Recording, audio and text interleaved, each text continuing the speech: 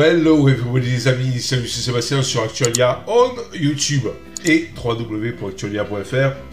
Je ne cesserai de vous le répéter, ça va lasser, vous le savez. Alors aujourd'hui, moi ce que je vous propose, c'est tout simplement d'installer sur un Raspberry Pi, donc en fait, Ubuntu Mate, enfin Linux, mais principalement Ubuntu Mate. Alors, vous pouvez aussi installer Manjaro, vous pouvez aussi installer d'autres OS sur cette petite bébête qui est un Raspberry Pi. Moi, j'ai le modèle Raspberry Pi 8 Go au point de vue RAM. Voilà. Et vous pouvez donc installer Ubuntu même sur du 4 Go ou du 2 Go. Après, il faudra prendre pas la même version. Sur du 4 Go, encore on peut mettre une version 64 bits, mais je vous propose plutôt une version 32 bits si vous avez du 2 Go. Sachant que de toute façon, une version 32 bits ne pourra pas gérer plus de 3 Go de RAM. Voilà. Après, à partir de 4 voire 8 Go, personnellement propose plutôt du 64 bits qui sera bien meilleur et puis gérera au moins toute la RAM. Voilà, puisque comme vous le savez, le 32 bits est bloqué à 3 Go donc d'utilisation de la RAM. Alors, sur cette petite bébête que j'ai enfin montée, je vous avais montré la vidéo de déballage, voilà, le voilà monté. Donc en fait, ici dans ce petit boîtier, je vous montrerai tout à l'heure en fonctionnement. Et avant, je vais vous expliquer comment installer très facilement un OS Linux sur cette bête. Alors cette bête, qui est un Raspberry Pi version 4, que ce soit un 3 ou un 2, c'est pareil. Donc vous avez un utilitaire qui est là, qui s'appelle Raspberry Pi Imager. Voilà. Alors vous aurez bien sûr dans le lien de la description de la vidéo comment télécharger cette bête, voilà, tout simplement. Et grâce à cette bête, c'est un genre de comment il s'appelle déjà? Ah, je sais plus. Remasterisé. Voilà, oui, des chairs balnéaires, voilà, remasterisé. Et comme vous pouvez le voir ici, donc c'est assez sympa. Vous avez ici choix de l'OS. Et dans le choix de l'OS, vous pouvez soit prendre Raspberry Pi OS 32 bits pour tout simplement tout ce qui est des petits Raspberry Pi avec très peu de mémoire, c'est-à-dire 2 voire 4 Go de mémoire. Et pour tout ce qui est 8 Go, basculez plutôt sur ici. Et là, vous avez donc, non, c'est pas là. Là, vous avez donc le light et le full en 32 bits. Et pour les autres, voilà, vous avez plutôt, voilà ce que je voulais dire, parce que plutôt sur Ubuntu. Et par exemple, Ubuntu, vous prenez la version 4.400. Alors, qu'est-ce que c'est le 400? Parce que vous avez le Raspberry Pi 4 et le Raspberry Pi 400, souvent aussi. Vous voyez, je ne sais pas si vous avez vu, dernièrement, il est sorti un clavier où intégré dans ce clavier, vous avez un Raspberry Pi. Voilà, il a été un petit peu boosté, overclocké, je dirais, au point de vue performance, mais c'est à l'identique les mêmes composants qu'un Raspberry Pi 4, mais un petit peu boosté, un petit peu overclocké, entre guillemets, mis dans un clavier, et ça s'appelle le Raspberry Pi 400. Voilà, tout simplement. Donc tout ce qui sera compatible avec le 400 sera compatible donc aussi avec le 4. Voilà. Ici, vous avez la version serveur, vous voyez, donc vous avez la version aussi LTS. Alors, si vous prenez cette version, la Ubuntu Desktop 21.04, c'est la dernière version d'Ubuntu à l'heure actuelle où je vous parle, elle a l'aura GNOME. Vous allez me dire GNOME sur une petite bébête comme ça, qui n'est pas plus gros qu'un, je dirais un peu plus gros qu'un paquet de cigarettes en hauteur, et pas plus gros qu'une carte de crédit. Est-ce que GNOME va bien fonctionner? Ça fonctionne. Je vous conseille déjà une carte, donc SD de stockage extrême. Il y a la ScanDisk Extreme qui vous permet d'avoir des vitesses jusqu'à 160 mégasecondes comparé à des cartes traditionnelles qui font du 50 mégasecondes. Pourquoi avoir de telles cartes? Parce que c'est des cartes classées 10 et même plus. Pourquoi? Tout simplement, plus vous aurez une vitesse de lecture importante et d'écriture, et surtout de lecture importante, plus vous aurez un OS qui va donc booter rapidement, se lancer rapidement, mais aussi quand vous allez cliquer sur une application, elle se lancera rapidement. Sinon, il vous faudra un laps de temps assez important quand vous cliquez sur une application avant qu'elle arrive en RAM, qu'elle se charge en RAM et tout, etc. Si je parle encore du nez, vous le savez, c'est à cause de la clim. Voilà. Donc, sinon, vous avez des Manjaro. Alors, sur Manjaro, ce qui est pas mal, c'est que vous avez le Plasma, XFCE qui sera un peu plus light, et vous avez la Mate. Moi, je trouve que Mate fonctionne relativement bien sur cette bébête qui est le Raspberry, donc je vous propose plutôt du Mate, je vous conseille plutôt du Mate. Et vous avez les versions minimales, vous avez même la version GNOME, vous voyez, donc c'est quand même sympa. Vous avez ici la Raspberry Pi OS, c'est la RISC OS. Alors RISC, c'est un OS qui avait été développé pour l'Acorn, qui était un PC à l'époque ARM, qui date, et qui a été porté sur la Raspberry, puisque l'OS a été porté dans le domaine public, il est libre maintenant, et donc il a été porté sur le Raspberry Pi. Et même à l'époque, il y en avait qui avaient sorti donc un appareil avec de l'ARM, donc c'est quand même sympa. Ce qui nous intéresse aussi, c'est que vous pouvez avoir Kodi, si vous voulez faire un Media Center. Là aussi, il suffit d'y cliquer là et d'aller chercher, voilà, soit LibreElec ou autre. Vous avez un émulateur de jeu, voilà, par exemple RetroPie ou Recalbox, qui sont deux OS spécifiques dans l'émulation de logiciels rétro. Genre, vous pouvez faire de ce petit bébête tout simplement une console de jeu. Et vous avez d'autres spécifiques. Vous voyez, je vous laisserai découvrir ça. Et donc, nous, ce qui va nous intéresser, c'est d'aller ici. Dans Images personnalisées. Voilà.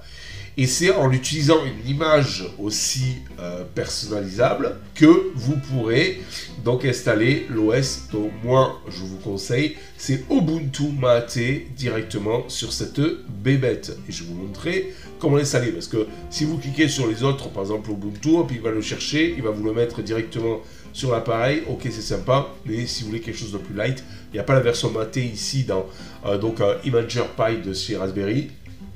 Donc, il va falloir le faire à la mano, à la main, mais aller chercher donc pour cette bébête comment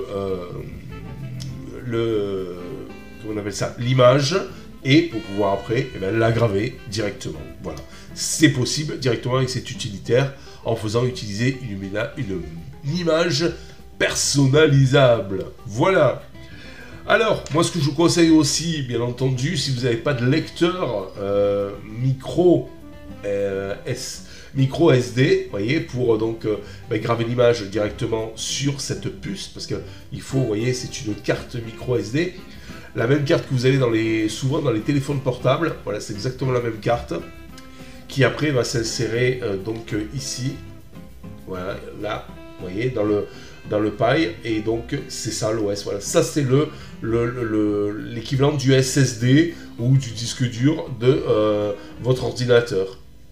Alors il y a un avantage aussi, c'est que si vous avez plusieurs cartes avec plusieurs OS, vous pouvez passer d'un OS comme ça à l'autre juste en enlevant la carte. Voilà, donc c'est très facile et c'est très sympathique. Vous pouvez aussi utiliser un lecteur de carte USB comme celui-ci, voilà, où vous avez les différentes cartes et vous pourrez aussi insérer. Et puis là, vous le branchez, donc vous enlevez ça et vous le branchez sur un port USB.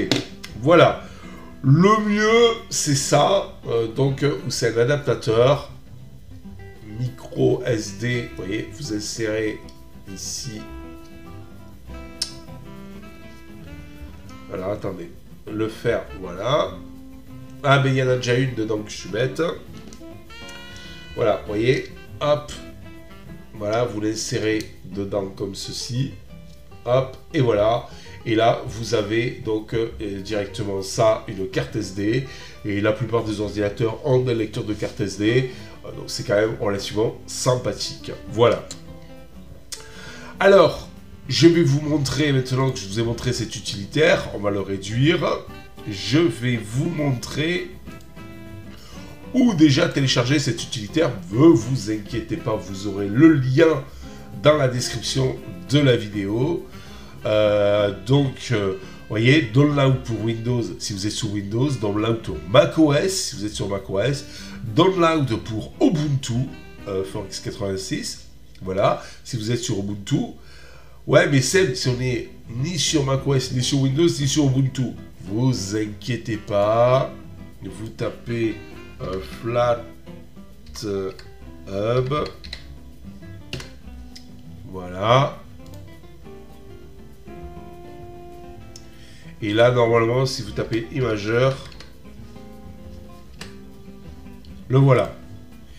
Il est là, il est donc directement, allez, je vous mettrai aussi le lien dans le descriptif de la vidéo, ça vous évitera directement d'aller le chercher comme ça. Et là, vous avez ce fameux Imageur qui est directement donc en Flatpak, donc que vous pourrez récupérer tout simplement sur n'importe quelle distribution Linux digne de ce nom. Voilà, donc vous l'avez là si vous êtes sous Windows, sur macOS ou sur Ubuntu, et vous l'avez là si vous êtes sur toute autre distribution qui bien sûr vous permet d'avoir les Flatpak. Mais si elle ne vous permet pas d'avoir les Flatpak, c'est que c'est bien nul. Voilà.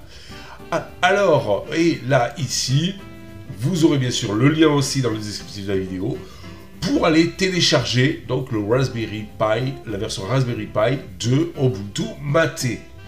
Alors, quand vous tombez sur cette page ici, vous voyez, donc c'est pour le Raspberry ARM64. Ici, le download ARM HF, donc c'est pour normalement les versions, c'est une version 32 bits. Et donc je vous conseille de cliquer ici. Et là, vous avez le choix entre soit une LTS, c'est le même principe, la 20.04.3 LTS, c'est exactement le même principe que sur Windows, que sur Linux, que sur Ubuntu. C'est-à-dire que c'est une version qui durera 5 ans en maintenance et qui changera tous les 2 ans. C'est-à-dire que la 22.04 donc sera la prochaine LTS. Sinon vous avez la 20.10, attends, Seb, on en est à la 21.04. Oui, ils n'ont pas mis à jour l'ISO, donc vous cliquez sur la 20.10, vous téléchargez la 20.10, et après vous pourrez faire votre mise à jour vers la 21.04 sans aucun souci. Donc sur le Raspberry Pi, je l'ai fait, je l'ai testé, ça fonctionne. Voilà, je l'ai même testé 2 fois. Pourquoi 2 fois? C'est parce qu'au début, j'avais une carte SD, micro SD traditionnelle, et après j'ai commandé une extrême qui permet d'avoir des taux plus rapides, donc pour avoir un OS plus fluide et des applications qui se lancent plus rapidement. Voilà, tout simplement. Alors, hop, je reviens ici pour qu'après je puisse vous mettre le lien dans la description dans la vidéo. On redescend, on se retrouve, on a mis notre carte ici dans le support donc SD card pour pouvoir l'insérer dans mon ordinateur. Voilà. Alors je vais dans mon utilitaire ici qui s'appelle Imager. Je clique sur choix l'OS et là je vais sur truc personnalisé. Et là normalement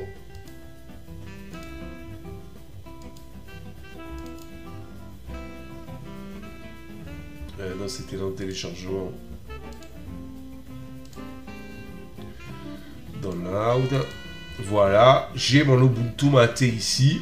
Alors, quand vous la téléchargez, vous voyez, elle est ici, et c'est un point IMG. Oui, toutes les images, donc en fait, c'est des points IMG. Et là, elle est donc compressée en XZ. Ne vous inquiétez pas, c'est pris en charge. Vous cliquez dessus, vous faites Open. Voilà. Ici, vous choisissez le stockage. Donc, il me dit générique, voilà. Et après, vous cliquez sur Écrire. Avant d'écrire, donc avant de faire ça, je vais vous expliquer. Le Raspberry Pi, quand vous prenez, c'est une image, c'est-à-dire que c'est un OS déjà installé qui va donc juste vous permettre au départ, quand vous allez l'installer, de personnaliser votre nom d'utilisateur et votre mot de passe et 4 trucs, c'est tout. C'est-à-dire que c'est un OS qui est déjà installé, c'est-à-dire que c'est pas comme sur un ordinateur où vous prenez par exemple une puce clé USB, vous installez un ISO, vous bootez sur cet ISO en live, et cet ISO en live va vous permettre d'installer sur le SSD ou le HD de votre ordinateur l'OS. Là non, c'est une image déjà pré-installée que vous allez graver entre guillemets sur votre carte SD, et à la fin, quand vous allez relancer, il va relancer directement l'OS, juste à mettre quelques trucs sur genre votre nom et votre mot de passe, 4 trucs, et la langue, français ou autre, et tout ça, et bum, voilà, c'est installé, c'est fini, et ça marche. C'est un peu comme quand vous achetez un PC Auchan, Carrefour ou autre, et donc que vous arrivez à la maison, vous l'allumez, et c'est préinstallé dessus. Et vous n'avez plus qu'à mettre vos informations pour le personnaliser par rapport à vous, mais tout est préinstallé directement dessus. Et bien là c'est pareil, en créant avec Raspberry Pi, donc on va chercher les images, et donc en fait, où on va aller sur les sites comme Ubuntu et tout, comme je vous ai montré, chercher une image, c'est une image qui est préinstallée. Il n'y a plus qu'à choisir la langue, le login, le mot de passe, et ça y est, c'est prêt. Voilà.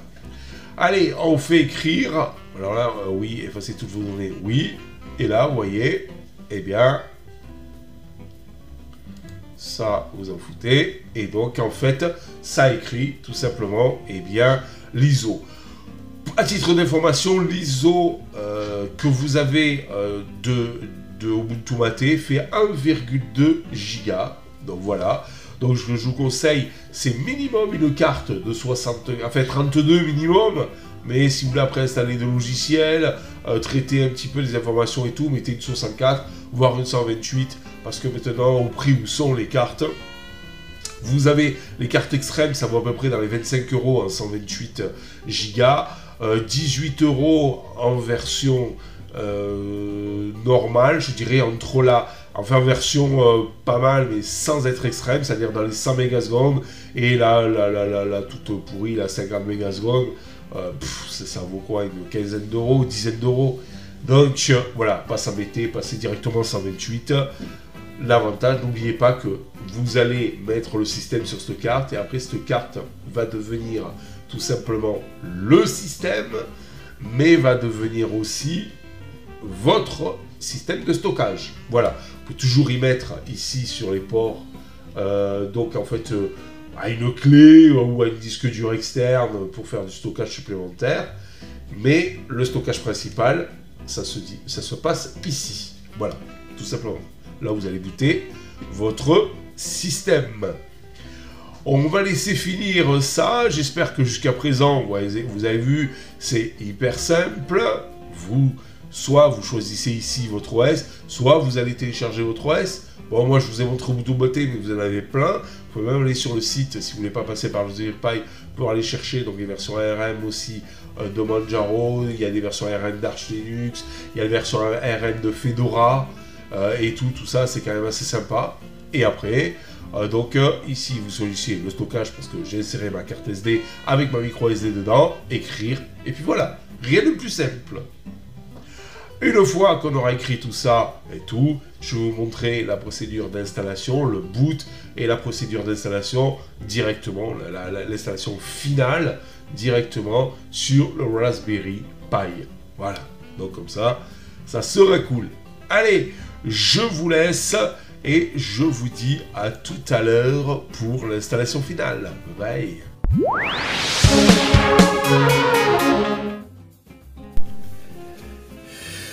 Voilà, donc on se retrouve ici. Vous prenez cette fameuse carte donc micro SD. Alors là, je suis désolé, j'ai fait mon test sur, parce que l'autre j'avais déjà installé tout bien nickel et tout, j'ai pas voulu le réinstaller. Donc là, je vous ai fait le test sur une carte micro SD standard.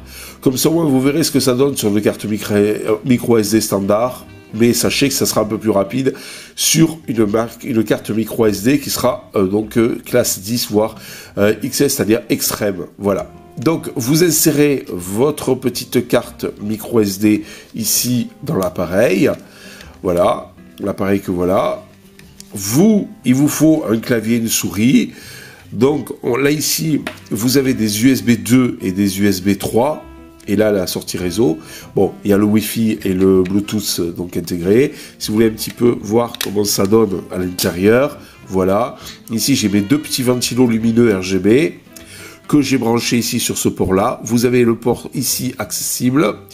Vous avez ce fameux port ici aussi d'extension accessible qui vous permet d'y brancher par exemple une caméra. Donc, c'est assez sympathique. Allez, on referme.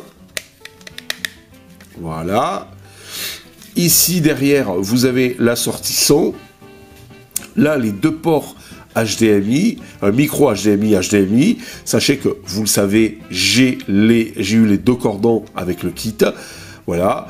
Et là, le connecteur de type USB type C qui vous permettra de l'alimenter. Alors, on va installer mon port HDMI. Alors, mettez-vous bien sur le 1. Pour si vous avez qu'un moniteur, et à côté, le 1 et celui à côté du port micro USB. Celui-ci est le 2. Si vous le mettez là et que vous bootez, automatiquement, il vous aura un écran noir. Donc il faut bien le mettre sur le 1. On va mettre ici le port USB. Voilà. Là, on va utiliser les deux ports USB 2, parce qu'il n'y a pas besoin de super haut transfert pour le clavier et la souris. Vous pouvez mettre un hub si vous voulez. Et là, on va allumer. Voilà. Ici, vous avez un écran coloré. Alors, le premier démarrage est un peu plus long que la normale. Ne vous inquiétez surtout pas. Vous aurez un petit truc qui clignote ici. Voilà. Là, vous avez le logo Mate, d'Ubuntu Mate, mais ça c'est... Donc voilà, donc c'est la dominance verte, c'est pas du Linux Mint, mais c'est du Mate. Décidément, Linux Mint comme Mate aime bien le vert. Même dans leur thème d'ailleurs, d'origine c'est vert. Ah, c'est à la mode ces temps-ci avec les écolos et tout. Alors vous voyez, c'est le premier démarrage et tout, faut pas s'inquiéter, ce sera un petit peu plus rapide sur les prochains, sur le prochain, parce que là c'est la configuration, sachant malgré tout que je suis sur une carte simple, c'est-à-dire une carte de 50 mégas secondes, donc c'est pas non plus la panacée. Donc vous voyez, il démarre directement là-dessus, et là il vous demande la langue, donc vous allez cliquer ici sur le français, vous allez faire continuer ici.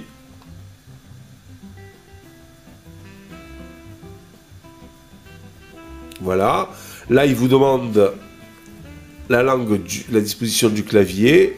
Vous mettez French et French en haut. Suivant. Là, il va vous demander de sélectionner le réseau. Alors, oui, moi c'est Bbox. Et pourtant, je suis chez Free. Alors, pourquoi je suis chez Free et qui me marque Bbox, c'est parce que j'ai renommé le réseau Free en Bbox pour pas tout me retaper les configurations dans les différents appareils comme Alexa ou Google ou les trucs comme ça. Là, donc, je vais rentrer ma clé Wi-Fi. Voilà. Et là, vous cliquez sur Connect. Vous faites continuer. Paris. Ça y est, c'est déjà d'origine. Là, vous mettez votre identifiant ici. Et en bas, c'est pour le test. On va mettre le mot de passe. Voilà. Et vous faites continuer. Et là, il fait un semblant d'installation système, c'est-à-dire que maintenant, par rapport à ce que vous lui avez donné, il va installer sur l'image directement du Pi que vous avez là, eh bien, ce que vous lui avez dit, c'est-à-dire la disposition du clavier, la langue française du système, votre login, votre mot de passe, vous voyez, configuration des variantes linguistiques et régionales, voilà. Mais il n'installe pas à part entière le système, puisque c'est déjà une image préinstallée sur la carte SD. Voilà, tout simplement. Alors moi, ce que je vous propose, on va voir, configuration du clavier, est-ce qu'il va terminer en temps réel? Sinon, on fait une pause et on se retrouve après. On va faire une pause et on se retrouve après.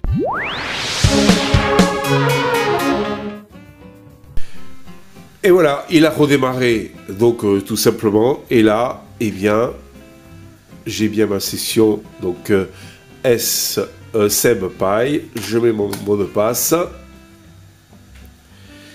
et j'attends. Voilà. Je vous rappelle que c'est sur une carte bas de gamme à 50 mégasecondes. Vous voyez, le système va arriver. D'ailleurs, le système est déjà arrivé, mais c'est le fond d'écran. Ah, bienvenue. Il me met ça. Voilà, bienvenue. Ça, on va le virer, fermer. Et voilà. Et vous avez maté ici. Voilà, avec le fameux Kaja, si mes souvenirs sont bons. Voilà. Carra, exactement. Si on veut le prononcer en espagnol. Voilà, voilà. Bon, et comme je vous avais dit, software upgrade, voyez, donc c'est-à-dire que là il est en train de me dire qu'il va upgrader la version d'Ubuntu 20.10 vers la 21.04. Donc vous voyez, ça le fait directement sans aucun souci, vous le dit même directement qu'il y a une nouvelle version. Et allez, c'est parti, on upgrade. Voilà. J'espère que cette petite vidéo vous a plu. Comment installer facilement un OS Linux avec Imager sur un Raspberry Pi. Alors c'est vrai que cette petite bébête, on se dit c'est une petite bébête pour ceux qui font l'expérimentation, les bidouilleurs, les gros geeks et tout. Ben non, parce que c'est presque plus simple d'installer donc sur un Raspberry un Linux que sur un PC de bureau Windows. Voilà, où vous voulez remplacer Windows par Linux, puisque c'est des images directement que vous mettez, et puis surtout pour passer d'un OS à l'autre, vous changez votre carte, vous en remettez une autre, vous éteignez, vous en remettez une autre, et c'est quand même super sympa. Alors, il y a aussi un truc que je tenais à vous dire. On va l'ouvrir, voilà. C'est que ce que je vous conseille, c'est de mettre ici directement donc un boîtier à votre Raspberry Pi déjà, et de lui mettre un, comme ici, vous voyez, c'est un refroidisseur, mais en alu, voilà, parce que juste un petit ventilo dessus, ou juste le boîtier avec un petit ventilo, non, vous mettez les ventilos, ok, mais vous mettez un vrai refroidisseur, un vrai radiateur, qu'on appelle, même si ça joue pas son rôle, enfin si ça fait un radiateur, c'est-à-dire ça prend la chaleur que vous avez sur la puce et ça vous l'extrait, donc ça fait comme si c'était un radiateur. Alors vraiment, donc comme système de refroidissement, je vous conseille ça, radiateur plus ventilo, et ça sera beaucoup plus sympa. Alors là, pour l'éteindre, si je l'éteins, il ne va pas s'éteindre, c'est pour ça que j'ai mis ici, j'ai un bouton ici, marche arrêt. Mais vous pouvez le configurer ici, Voilà, vous avez 4 pics ici, et vous pouvez aussi le fait que quand vous le coupez, il s'éteint. Voilà. Mais après, il faudra le rallumer via un petit bouton. Ça peut se faire. Bon, là, mon boîtier n'est pas prévu. Vous avez des boîtiers directement avec un bouton où vous pouvez lui dire que quand vous appuyez sur le bouton, il s'éteint, et quand vous rappuyez sur le bouton, il s'allume. Voilà, là, le fait de l'allumer et de l'éteindre, dans ma configuration, moi, se fait avec ce petit interrupteur. Bon, bien sûr, il faut toujours aller dans le menu et l'éteindre, ici en haut, et l'éteindre, et après, une fois que il est coupé, vous le coupez ici. Sébastien, tu as un message. Voilà, tout simplement. Si vous voulez, on peut le faire aussi, le configurer par un petit bouton, à la limite, peut-être pourquoi pas. Je mettrai un petit bouton ici ou là, et j'appuierai, un petit bouton poussoir, clac, pour l'allumer, et puis après, hop, je l'éteins, et puis je rappuierai pour l'allumer. On verra, donc ça sera donc une bidouille, peut-être un petit peu plus tard. Sachant que voilà, je vous ai expliqué donc comment installer un OS facilement. Bon, c'est un peu long parce que je vous expliquais bien la marche à suivre, toutes les explications derrière et tout, mais vous verrez, c'est très rapide une fois que vous avez la main. Sachant aussi que on fera d'autres bidouilles, d'autres trucs. Il y a plein de choses qu'on peut via... Alors attendez, je vais le réouvrir pour vous montrer. Voilà. Ici, via ce slot d'extension là, on peut rajouter des trucs, faire des trucs et tout. Et via ici, le port d'extension que vous avez là, ici, là, vous voyez, qui est ici, et donc vous avez un autre ici aussi de port d'extension. Voilà. Via ces deux ports d'extension et ça, on peut faire plein de bidouilles sur le Raspberry Pi, rajouter des caméras, faire des webcams et tout ça. Enfin, ça on le verra donc dans de prochaines vidéos que je ferai sur le Raspberry Pi. Voilà. On fera même plein de... Il y a des petits projets sympas et tout, on peut le transformer en tout un tas de choses et tout. C'est quand même sympa. Voilà, c'est d'où le gros avantage de ce Raspberry Pi et de Raspberry Pi, c'est sa grosse communauté, un peu comme Linux. Où vous avez des distributions, où vous avez plus grosses communautés que d'autres, comme celle d'Ubuntu par exemple. Et donc où on peut faire plein de choses et tout. C'est quand même assez sympa. Alors ne vous inquiétez pas, ce ne sera pas la seule et unique avec celle du déballage donc sur le Raspberry Pi de vidéo sur Actualia, vous en aurez d'autres. Voilà, pas demain, mais vous en aurez d'autres. Allez, je vous dis ciao pour la prochaine vidéo bricolée sur Actualia. Bye bye, j'espère que cette petite vidéo vous a plu. Si vous avez aimé cette vidéo, mettez un pouce en l'air et abonnez-vous à Actualia.